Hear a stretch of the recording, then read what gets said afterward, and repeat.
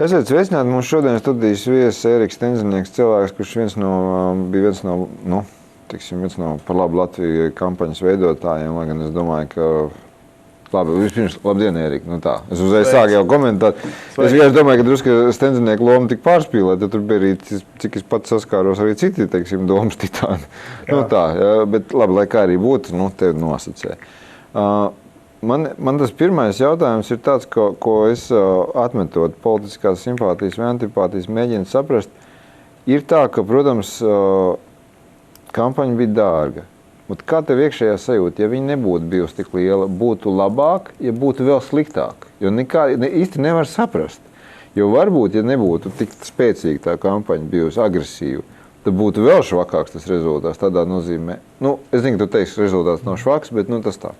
Bet te būtu vispār stāsts par 5% pārvarēšanu vai nezinu, kas vēl.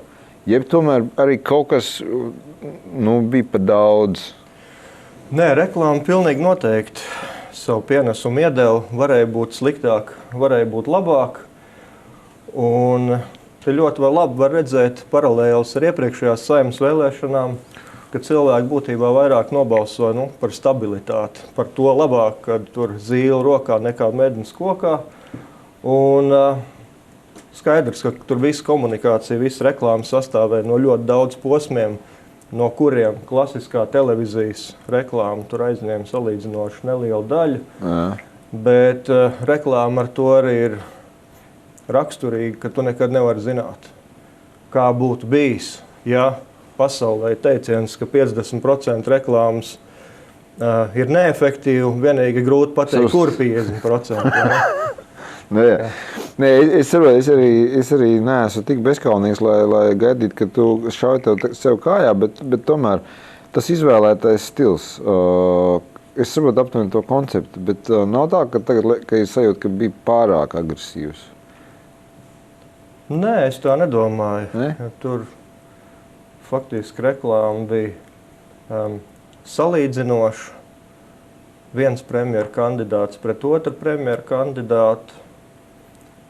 Un kopumā pie šiem mēdīju izcenojumiem, kur jūs, dārgie mēdīju īpašnieki, bijāt uzlikuši, tur jebkurš budžets vienkārši izkūpēja tā kā eļas piliens. TV24 tu to nevar teikt, bet labi. Jā.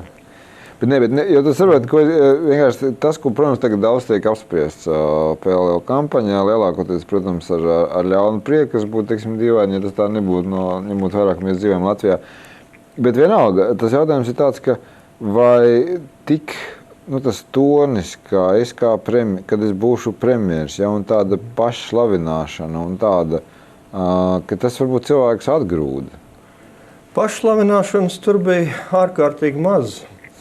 Bija premjera kandidāts Ainārs Šlesers ar savām raksturīgām personības iezīmēm, kurš īsti nemaz arī nevar būt savādāks, jo ja viņš nāktu ar īpaši pazemīgu un klusu attieksmi, tas nebūtu Ainārs Šlesers. Tā kā Ainārs Šlesers tur maisā nenoslēpjas. Bet tad iznāk tā, ka būtībā varbūt Šlesers bija pats savā tēlā ķilnieks beigās? Ne tēla, varbūt viņš tāds arī ir, kā dzīvē, un grūti spriest. Ainārs tieši tāds arī ir. Viņš ir ļoti tiešs, atklāts, varbūt brīžiem vienkāršot atklāts un pietiekami arī uzbrukošs.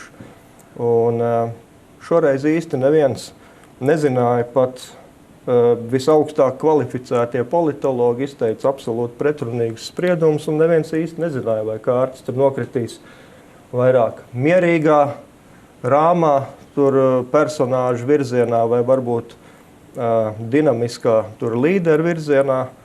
Un, sabiedrība ir izvēlējusies, acīm redzot, balsu vairākumu, tādu droši vien mierīgo Dombrovski.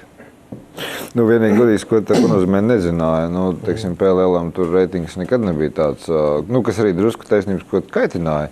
Kad labi zinot, ka reitings ir tāds, kā ir, Šlesers saka, kad es būšu kā premjeras un patiesībā, es te tā kā jau valdība tā esmu tā. Es tā kā, labi, bet es nepārmetu šo stāstu.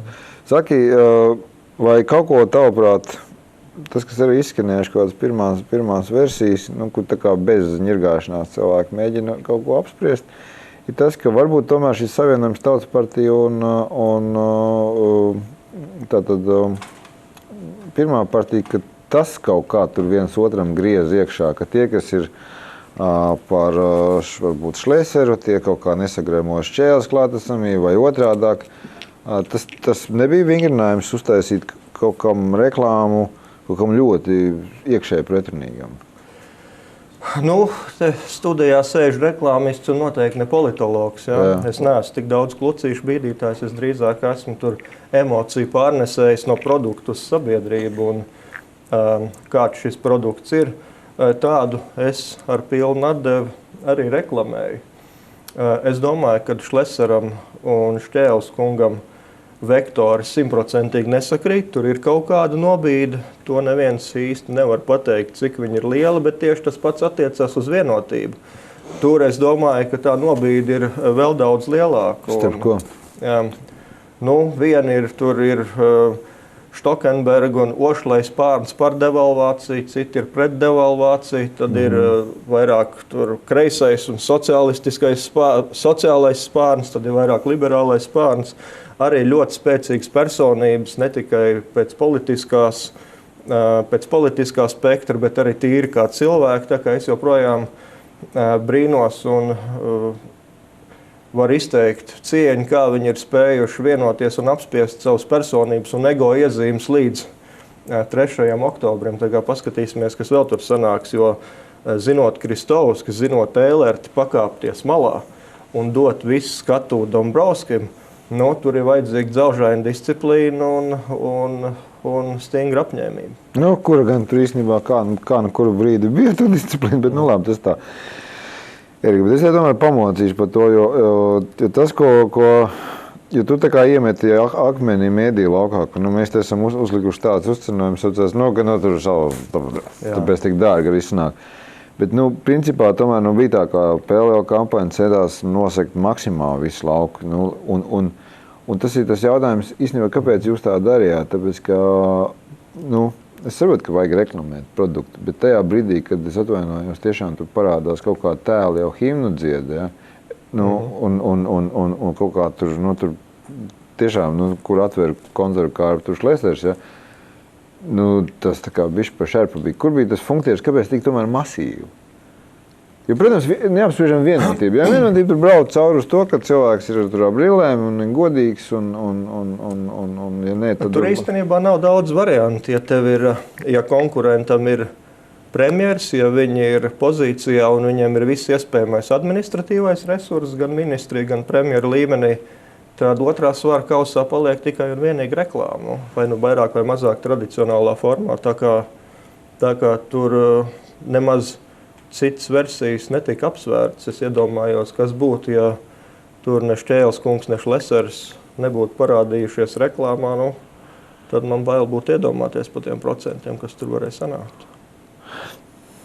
Ja, bet nu, skaidrs, ka viņiem jāparādās reklāmā, bet tas, ka bija tas tik bieži, nu, kur tas 8. saraksts, principā, nu, vai nonāca līdz tam jau, ka cipars 8 jau parādījās jau, teiksim, es nezinu, nu, koku lapotnes vai kaut kas tam līdzīgs. Vai tas ir tas stāsts par to, ka, nu, ja iet uz visu banku, tad iet uz visu banku? Nu, mediju telpa bija ļoti piesātināta un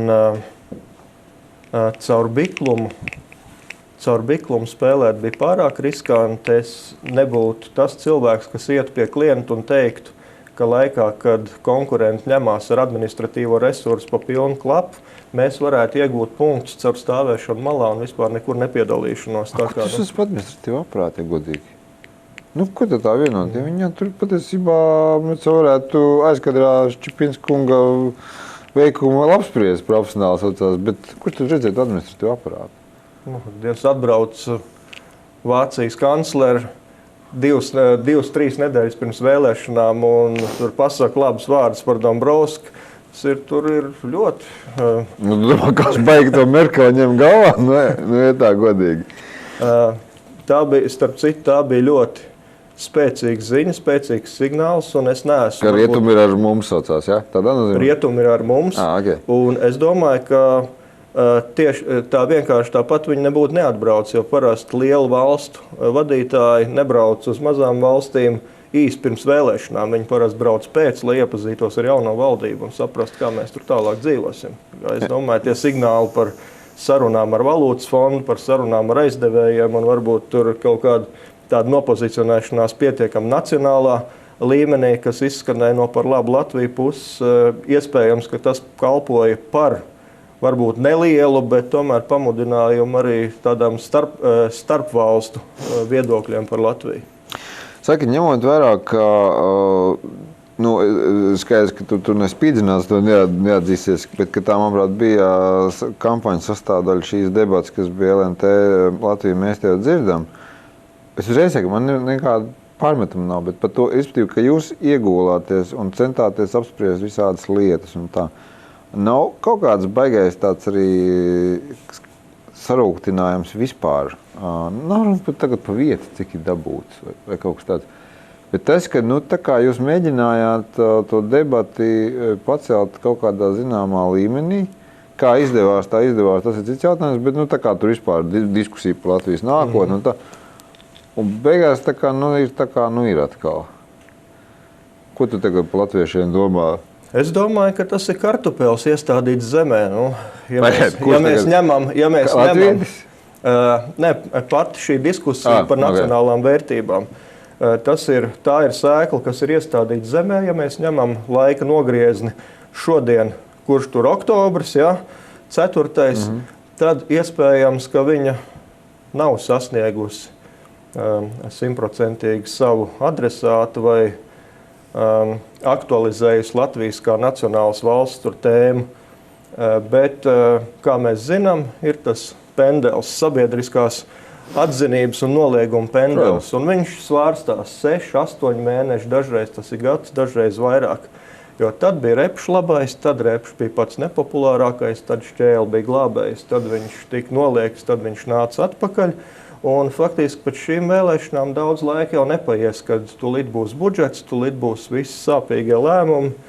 Un viss pasaules vēsture liecina par to, ka nepaies ilgs laiks un cilvēki atcerēsies, bija tāda debata par Latvijas nacionālajām interesēm un vērtībām, kurā mēs šodien būtu ieklausījušies daudz vairāk. Ja, tas, uz ko es gribu no tevis izspiest, ir tas, ka šodien portālā DNV ir ļoti mistisks blogotājs, protams, viedoklis, kas Mārcis Bendīgs, bet labi, Kurmītis saucās. Lūk, un Kurmītis ir izpildījies no sirds. Tādā nozīmē, ka viņš ir pateicis, ka šie vēlēšana rezultāti viņiem izskaidro, kāpēc 40. gadā Krievu tanks sagaidīja ar puķiem. Ja?